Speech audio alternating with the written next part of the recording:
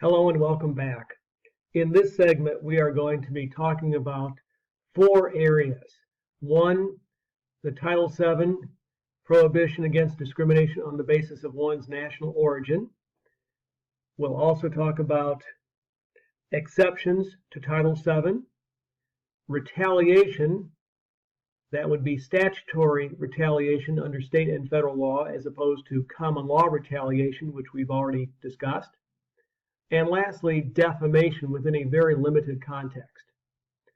Let's start first with a discussion about the national origin discrimination under Title VII. I'm going to ask you to also, besides looking at your textbook sections on that category, examine throughout the rest of this segment the handout or course material that I've entitled Harassment, Retaliation, and Discrimination, Rights and Reprimands.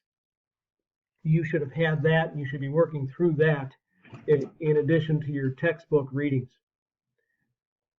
Title VII, which we've talked about, prohibits discrimination on the basis of one's national origin. In your textbook, Professor Twomey discusses national origin discrimination and English-only rules. Before we talk about the case under that section, I want to bring your attention to the Illinois Human Rights Act. That's the Illinois law that prohibits various categories of discriminatory treatment and imposes various classifications that represent anti-discrimination, anti-retaliation within covered workplace matters. The Illinois Human Rights Act provides that it is a civil rights violation for an employer to impose a restriction that has the effect of prohibiting a language being spoken by an employee in communications that are unrelated to the employee's duties. Under both state and federal law, job relatedness must be closely examined. That's going to be a term which we'll discuss in more detail in a moment, but also that'll be a term that we'll revisit throughout other sections within our core studies. Job relatedness, what does that mean? In other words, is the restriction or is the imposed policy necessarily related to the business operations or functions of a particular job or position? Does it directly have an integral relation to that which is necessary? If so, it will be considered as a job-related aspect of the employment and could be raised as a defense by the employer against a claim of discrimination. The EEOC guidelines provide that English-only rules, for example, are justified on very limited occasions. When, for example, efficiency requires cooperation among those who need to speak the same language, when supervisory personnel who speak only English need to monitor employees, when there are communications with customers in certain contexts, and when the common law language is necessary. When I say the common language, not common law, but the common language is necessary to promote workplace safety and job relatedness. Let's examine the Fragante case. That's in your textbook. Legitimate occupational qualifications for the job at issue must be closely looked into. In your textbook, the Fragante case is highlighted. That's where the plaintiff was passed over because of the accent in his language. In that case, Fragante had applied for a clerk's job which required communicating with the public. Your text says that it's an easy refuge for an employer to unlawfully discriminate against an employee because of national origin by falsely claiming that the individual lacked the necessary communication skills demanded by the job in question. In the Fragante case, the court found no national origin discrimination because it determined that an honest assessment of Fragante's communication skills was made and that he was passed over not because of his accent, but because of the deleterious effect of his accent on his ability to communicate orally. So in that case, the court did not recognize a Title VII violation. Look at that case in more detail and also consider the framework in which this Title VII exception applies. Let's look at other Title VII exceptions. The bona fide occupational qualification exception. Section 703 of Title VII provides, it is not an unlawful practice for an employer to hire employees on the basis of religion, sex, or national origin in those certain instances where religion, sex, or national origin is a bona fide occupational qualification reasonably necessary for normal operations of the business. The acronym for bona fide occupational qualification is BFOQ. We'll see that as a defense that employers may raise in certain instances regarding allegations or claims of discrimination. The BFOQ defense places the burden on the employer to prove business necessity and job relatedness.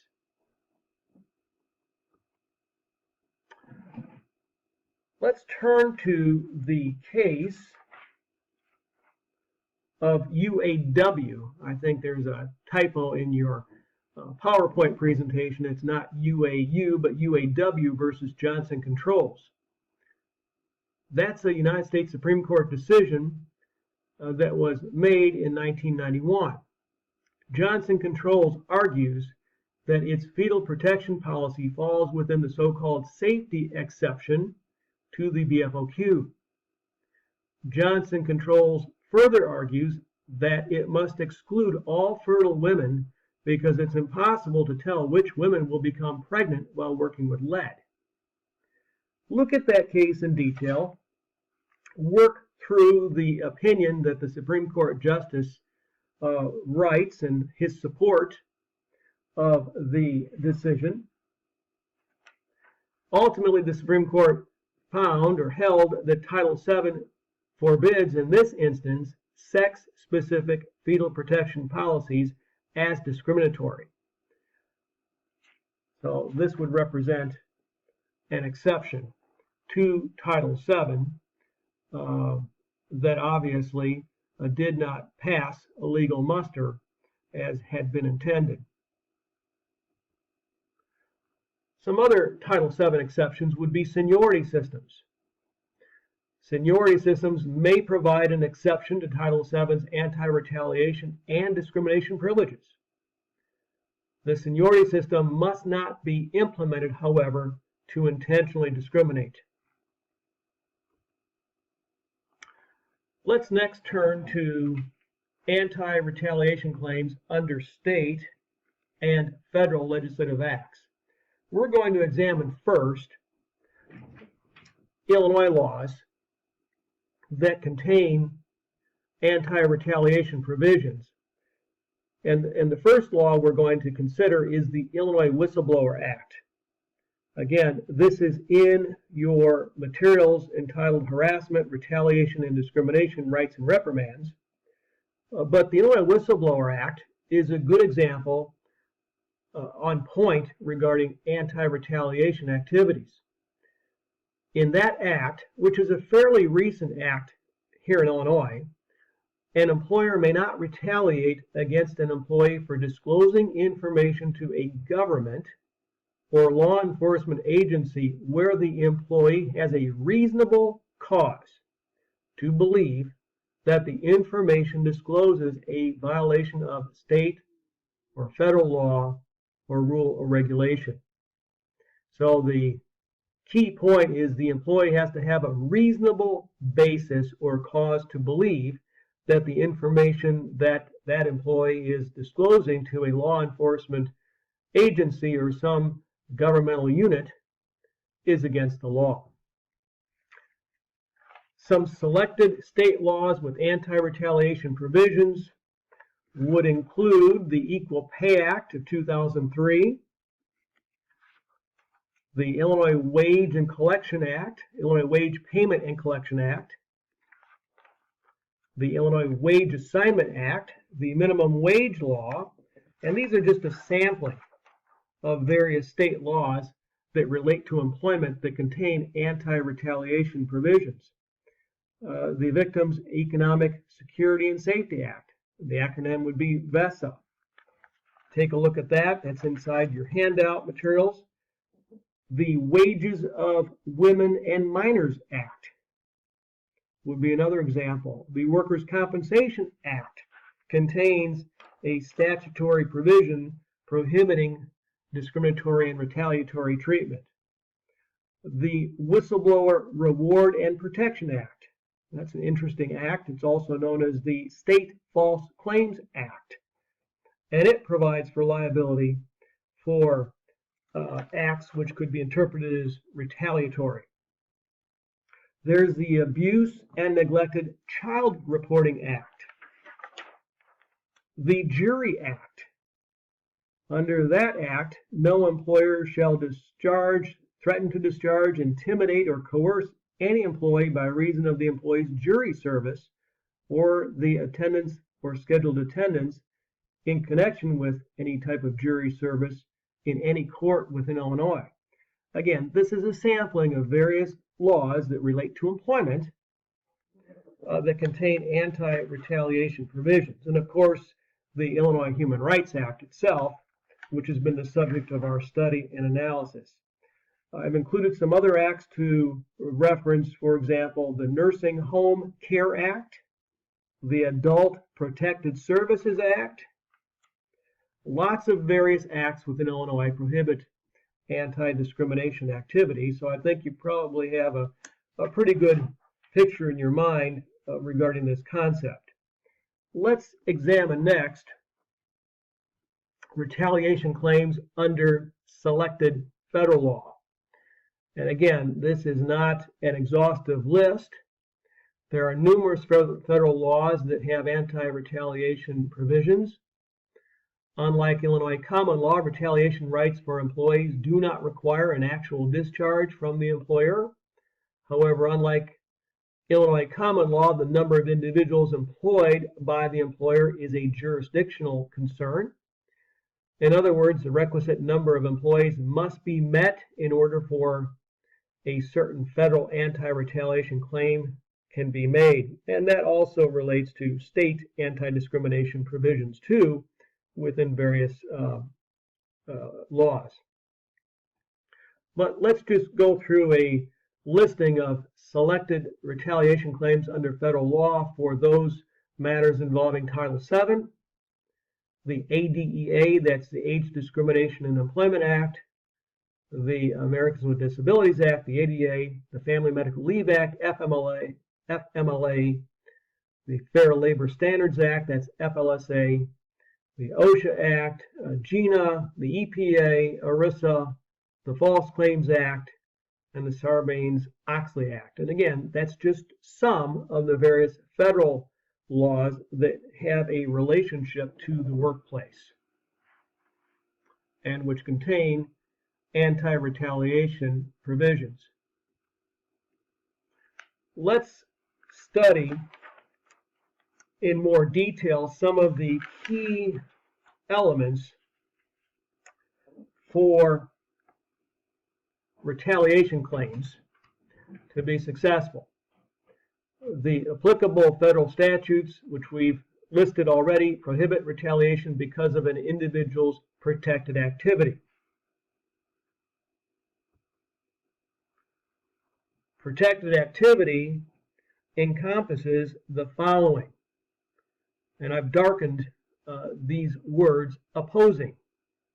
Opposing any practice unlawful by one of the employment discrimination statutes, or because one has made a charge, testified, assisted, or participated. Again, the emphasis is made participated in any manner in an investigation, proceeding, or hearing under the applicable acts. So protected activity is really based on either of two actions. One is the opposition to a practice that one believes is unlawful, and again, that belief is in good faith, or the other is when someone actually participates in a process. That process may include an investigation, proceeding, or hearing. When one files, for example, a charge of discrimination under the EEOC laws, or the laws that the Illinois Department of Human Rights administers, that's participating, and that would be protected activity within the meaning of these state and federal laws. To establish a prima facie case of retaliation, the plaintiff must show, 1, that he or she was engaged in protected activity by either opposing an unlawful practice or participating in a covered proceeding. 2, that the employer was aware of that activity. If the employer is unaware, then that element has not been satisfied and there would be no claim. Conscious awareness has to be established in order to show that there's a direct cause and effect. Number 3, that he or she suffered in an adverse action or suffered some adverse consequence to having either opposed or participated in such activity. And lastly, there was a causal connection between the protected activity and the adverse action.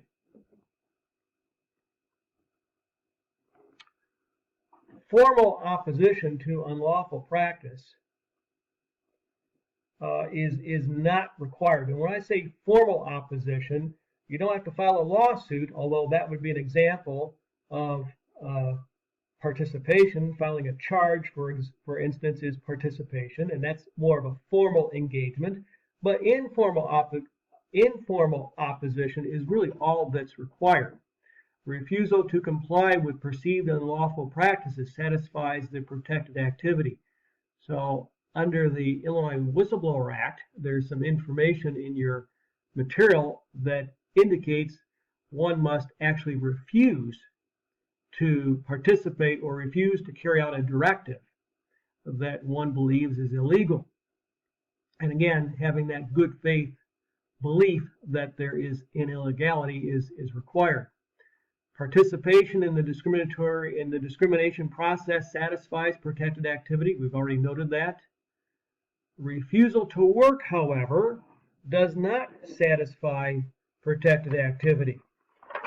Courts have held that when protected activity for retaliation is present, an employee cannot, on that basis alone, absolutely refuse to work.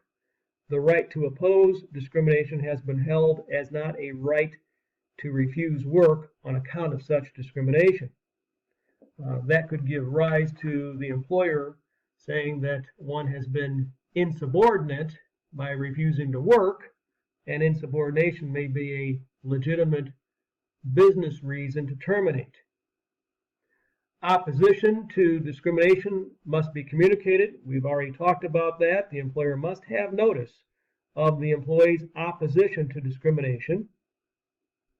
Retaliation claims are based on the employer's knowledge or perception of an employee's status or actions which result in the intentional act of discriminatory treatment or retaliatory treatment. Sufficient adverse action. Now, in your textbook, Professor Twomey has included the United States Supreme Court case of Burlington Northern and Santa Fe Railway versus Sheila White. The United States Supreme Court case decision in Burlington addressed the standards for what is considered a material adverse action for the anti-retaliation provisions under Title VII. The anti-retaliation provision is not limited to discriminatory actions which affect the terms and conditions of employment. It's not limited to just that. The anti-retaliation provisions seek to prevent harm to individuals based on what they do, or that is their conduct. In effect, the standard of review is tied to the challenged retaliatory act not necessarily the underlying complaint or conduct which is alleged as discriminatory. And that's really the focus here of the Santa Fe Railway versus Sheila White. Whether a particular action an employer takes is materially adverse depends upon the circumstances of the particular case and should be judged from the perspective of a reasonable person in the plaintiff's position, considering all of the circumstances. In the Burlington Northern and Santa Fe railway case, the Supreme Court affirmed that material adversity included a 37-day suspension without pay, even though the suspension had been rescinded with reinstated back pay. Additionally, work reassignments within the same job category can be determined as materially adverse, even where there's been no change of pay is found to exist between the job categories. Well, what does that mean? Lateral transfers, which could be the basis of some form of retaliatory consequence to the employee's complaints or opposition, without loss of benefits, typically and historically had not been found to be materially adverse for anti-retaliation protections, but the new standards imposed by the Burlington Northern case does consider those types of actions that relate to hiring and discharge and compensation, terms, conditions, or privileges of employment. So all of the circumstances must be carefully considered. And would the action deter another employee from engaging in that same type of behavior? And that's really the secondary focus here of the Supreme Court in the Burlington Northern and Santa Fe Railway case. So please take a look at that case in your textbook for all of those points that have just been mentioned. So let's kind of recap retaliation. There must be a causal connection. There must be a causal connection previous to some of the newer laws. That causal connection looked entirely for some type of a temporal proximity. In other words, the closer in time, the better to the action that resulted. But today, as a result of the Burlington Northern case, we look at the bigger whole. We have to examine the context and everything that may be included within that particular setting. So causal connections will look at the adverse action and examine it not just based on temporal proximity alone, but how it affects and how it may deter others from engaging in such similar conduct. And that's really the secondary focus of the Burlington Northern case. There's a but-for standard that's also been imposed now as a result of a Supreme Court decision in 2003. It's a more stringent causation standard for Title VII retaliation claims. In the case of Nassar, it's actually the University of Texas Medical Center versus Nassar, and that's also in your handout materials.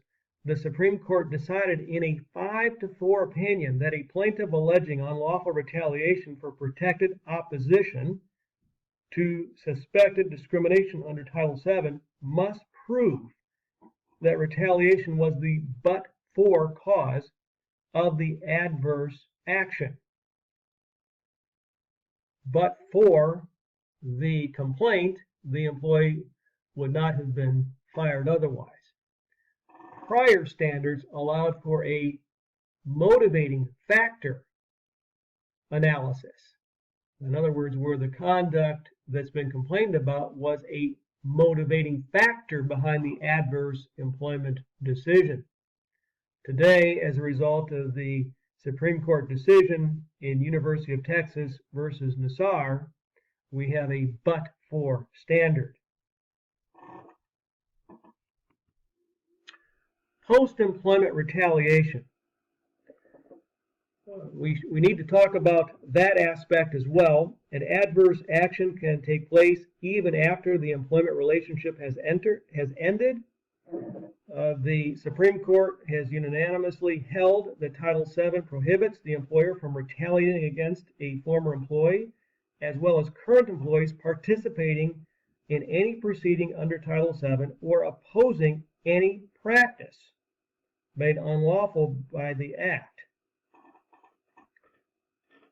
There's a case that the Supreme Court heard in 1997 and ruled that the former employee alleged in that case that the former employer gave a negative job reference was indeed retaliatory for that employee's having filed an EEOC charge against it. The Supreme Court stated that the coverage of post-employment retaliation is more consistent with the broader context of the statute and with the statutory purpose of maintaining unfettered access to the statute's remedial mechanisms. Similarly, retaliation designed to interfere with a former employee's prospects for future employment are unlawful, regardless of whether the prospective employer actually hires the individual. So post-employment retaliation has been addressed by the United States Supreme Court, and it is against the law. Third-party retaliation is also unlawful. Turning to a fairly recent Supreme Court decision again, the case of Thompson versus North American Stainless. And again, this is in your handout material, in the supplemental materials that I've referred to. The Supreme Court held in that decision that Title VII encompasses claims of retaliation against third parties.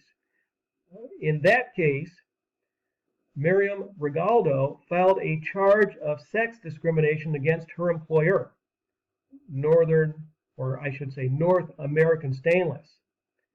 A short time after learning of Regaldo's charge, the company fired Eric Thompson. Now, who was Eric Thompson? He was the co-worker and fiance of Miriam Regaldo. Thompson then filed his own charge of retaliation with the EEOC, arguing that he was fired as a way of retaliating against Regaldo for her having engaged in protected activity. The Supreme Court agreed and concluded that Title VII's anti-retaliation provision must be interpreted to cover a broad range of employer conduct. Let's talk about avoiding retaliation claims in a non-harassment context. A recommendation would be to establish, publish, and enforce a non-retaliatory policy. Just like there are harassment policies with complaint reporting mechanisms, so might employers consider a non-retaliatory policy.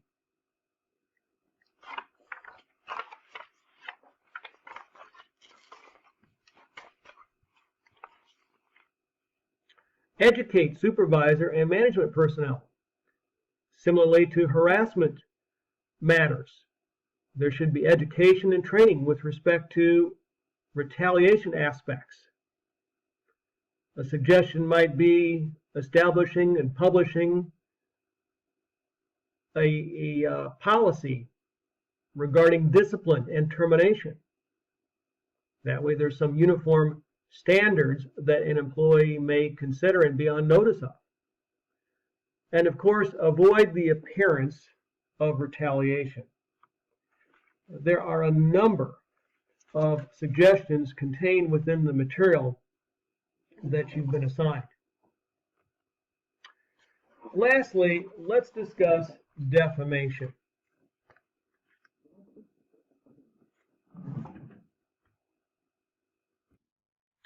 we're going to be revisiting the topic of defamation later in the course as an example of a common law cause of action.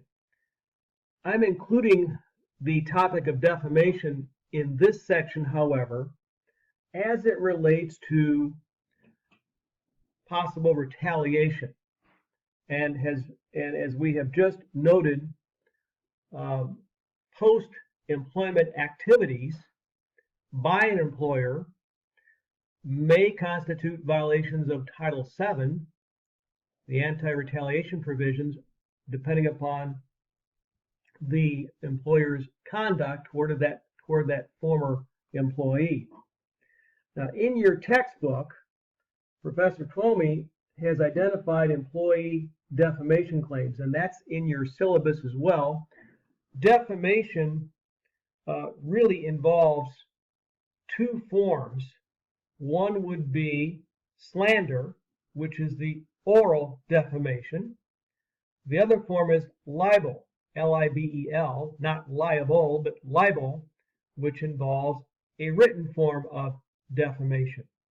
Defamation is when the defendant, that's the person that's made the alleged defamatory communication about the plaintiff, that communication would be a false statement, some false representation of fact in an unprivileged publication to a third party by the defendant, and that publication of communicated defamatory information, that false fact, has damaged the plaintiff.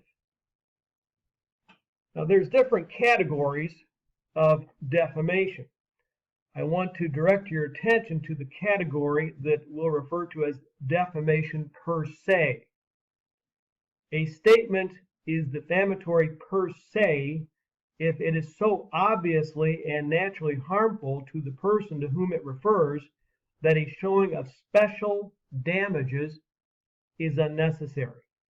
And there's different categories that the law recognizes as constituting defamation per se. Let me give you some examples. Words that impute the commission of a criminal offense.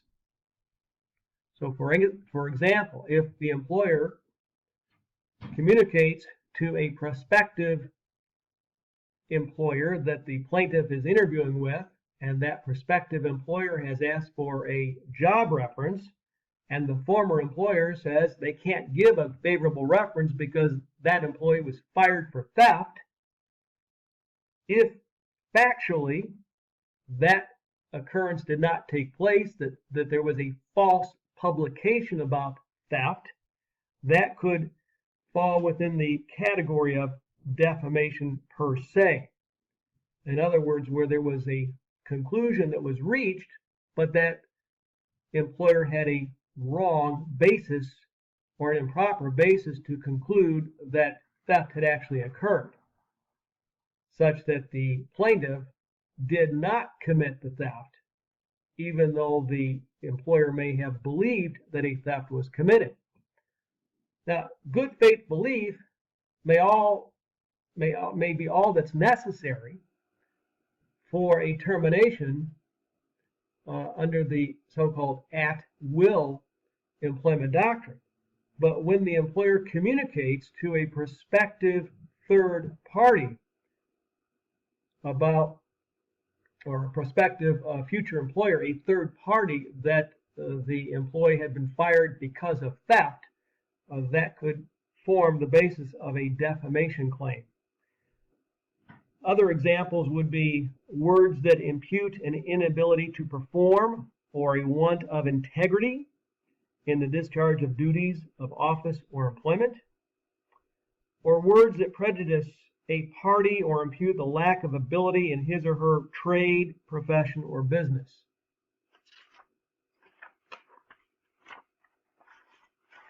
There are defenses to a claim of defamation.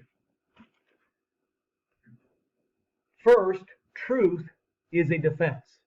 If the publication was made to a third party and the communication was truthful, that's a defense. And in your textbook, there's other defenses that are noted. For example, there's the privilege defense. A defense of privilege exists when the communication is made in good faith, when there is an interest or a duty to uphold that type of communication, and it's limited in scope or purpose, and it's published only to a proper party. An absolute privilege provides a complete defense against a defamation suit, even though the statement turns out to be false or is in reckless disregard for the rights of the defamed person. This privilege is ordinarily limited to statements made in the course of litigation, litigation proceedings, or administrative agency hearings. A conditional privilege, or in some contexts or in jurisdictions referred to as a qualified privilege, exists in situations where the defendant, that's who has published the statement or communication, and the recipient share a legitimate business interest in the information, provided that it is made in good faith and without a willful design or a willful intent to harm and defame one's reputation in a community. Employers have a conditional privilege concerning employee evaluations, investigations of misconduct, and references. In your textbook, there's a section relating to references, and that's what we've really been indirectly talking about here within this framework. So make sure that you read that section, and I wanted you to have some background before we talk about defamation later in the course as a substantive standalone cause of action under common law.